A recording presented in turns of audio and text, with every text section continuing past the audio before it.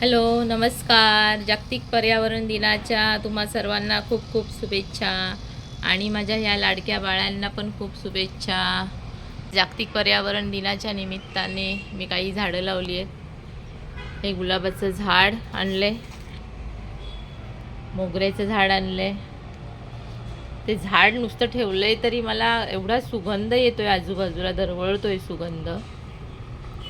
आणि हे rubber plant जे आपल्याला ऑक्सिजन पुरवतो, जास्वंद लावलेले, असे बरीच झाडी मी आणलेली आहेत. आणि हा निसर्ग एवढा छान दिसतोय. निसर्ग पण आपल्यावर भरभरून प्रेम करतो, आपली काळजी घेतो आणि मी निसर्गावर तेवढंच प्रेम करते.